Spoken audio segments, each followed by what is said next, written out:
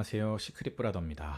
먼저 새해 인사를 드려야 될 것 같아요. 새해 복 많이 받으시고요. 23년에도 하시는 모든 일들 잘 되시고, 그리고 가지고 계신 주식이든 부동산이든 원하는 성과가 났으면 좋겠습니다. 오늘의 주제는 평촌동에 위치한 푸른마을 인덕원 대우라는 아파트를 가지고 지금 현재 이 아파트가 고평가되어 있는지 저평가되어 있는지 그걸 판단하는 기준이 뭔지에 대해서 한번 설명을 드려보도록 하겠습니다. 이 아파트가 이슈가 된 거는 21년 8월 3일에 12억 4천만 원이 16층이죠. 이게 이제 실거래가 찍히고 나서 최근 실거래가 직거래인데 4억 2천까지 빠지면서 거의 3분의 1 토방이 났다라는 게 막 이제 기사에 나오고 많은 사람들한테 이제 회자가 되면서 이 아파트가 주목을 받았습니다.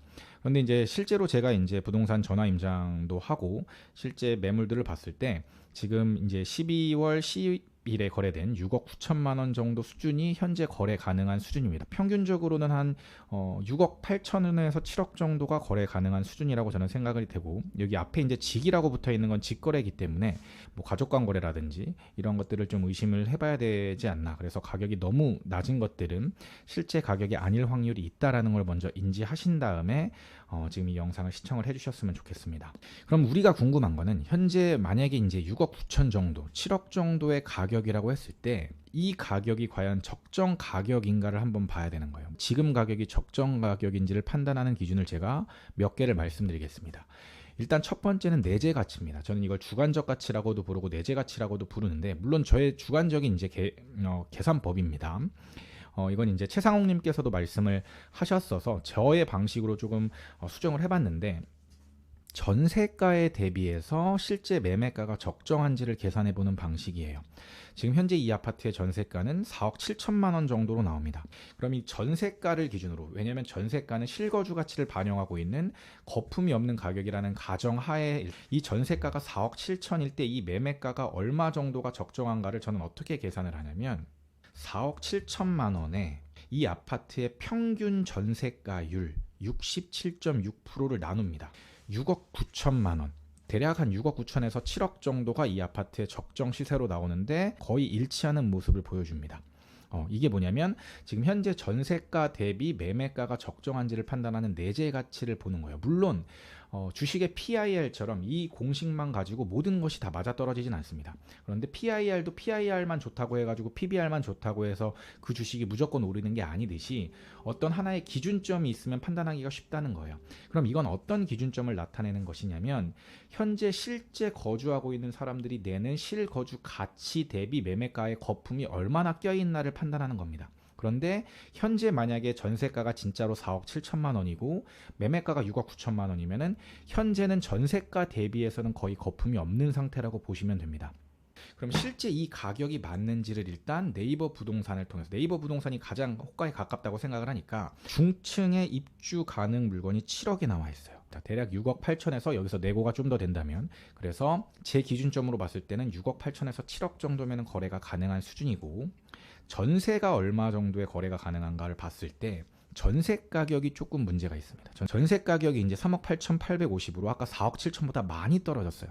그럼 전세가가 만약에 4억이라고 했을 때는 이 아파트가 어디까지 떨어질 수 있는지를 먼저 계산을 해봐야겠죠. 4억을 봤을 때 0.676을 해보면 실제 5억 9천, 그러니까 대략 5억 9천에서 6억까지도 떨어질 수 있겠다라는 가정을 해야 됩니다. 그러니까 많은 사람들이 아까 12억이라는 가격, 거의 5, 6억이 떨어졌으니까 많이 떨어진 거야 라고 그냥 본인의 생각으로 본인의 뇌피셜로 판단을 하지만 현재 기준으로 봤을 때는 7억이라는 가격대도 싼 건 아니다. 모 대비 전세가 대비해서는 이렇게 일단 판단할 수 있는 거고, 아까 이제 두 번째 푸른마을 인덕원 대우와 대비할 수 있는 아파트들을 제가 몇 개를 가져와 봤습니다.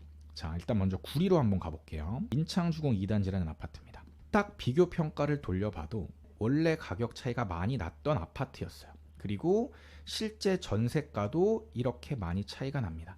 가격이 옛날부터 지금까지 인덕원 대우가 비쌌기 때문에 인덕원 대우가 더 좋은 아파트가 맞는 겁니다. 그럼 우리가 해야 될 일은 현재의 가격을 보면서 어디가 더 저평가되어 있는지, 어디는 사야 되고 어디는 사야 되지 말아야 되는지를 판단해 보는 거죠. 근데 아까 우리가 푸른마을 인덕원 대우는 7억의 가격대를 봤었죠. 그런데 인창주공 2단지를 한번 봐볼게요. 실제로 네이버 호가에서 보여지는 최저가 기준, 중층 기준, 입주 가능 물건 기준으로는 현재 어디가 더 비싸요? 여기가 더 비싸다. 그런데 과거부터 역사를 봤을 때 어디가 더 비쌌던 아파트다? 푸른마을 인덕원 대우가 비싼 아파트였다. 그러면 내가 지금 어디를 사야 될지를 잘 모르겠다. 만약에 모르겠다면 어디를 사지 말아야 될지에 대한 기준을 확실하게 하자고요. 그래야 우리가 꼭지를 잡지 않을 수 있고, 그래야 잃지 않는 투자를 할 수 있기 때문에 그런 겁니다. 그럼 어디를 사면 안 되죠? 이 아파트를 사면 안 되는 거죠. 인창 2단지 주공은 지금 가치에 비해서 비싼 겁니다. 한 개 단지만 더 해볼게요. 서울에 있는 아파트를 한번 해보겠습니다. 노원구 월계동에 있는 현대 아파트를 한번 비교 평가를 해볼게요. 여기 역시 GTX C 호재가 있고 과거 가격이 거의 비슷하게 갔던 아파트였습니다. 그런데 전세가를 봤더니 조금 차이가 나요. 그러니까 현대가 조금 더 실거주 가치가 낮다라고 저는 판단합니다. 만약에 그래서 가격이 똑같다면 저는 기왕이면 그동안 전세가가 높았던 아파트인 얘를 선택합니다. 그래서 기준을 말씀드리면, 만약에 매매가가 이렇게 과거부터 지금까지 똑같았다면 전세가가 더 높은 푸른마을 인덕원 대우가 난데, 현재 가격이 어떤지를 한번 보자고요. 8억 7천만 원부터 나오죠. 무려 1억 7천 8천 정도가 얘가 더 비싼 거죠. 지금 현대 아파트는 지금 사면 좋은 시기예요, 안 좋은 시기예요? 안 좋은 시기라는 거죠. 지금 이 아파트가 가격이 오른 거에 대해선 GTX C 호재가 갖다 붙고, 역세권 개발 뭐 이런 계획들이 갖다 붙고, 여기에 대한 좋은 얘기들이 막 갖다 붙여집니다. 그런 호재들이 반영이 된다라고 다 생각을 하고 사람들은 선반영된 가격으로 비싼 가격에 사요.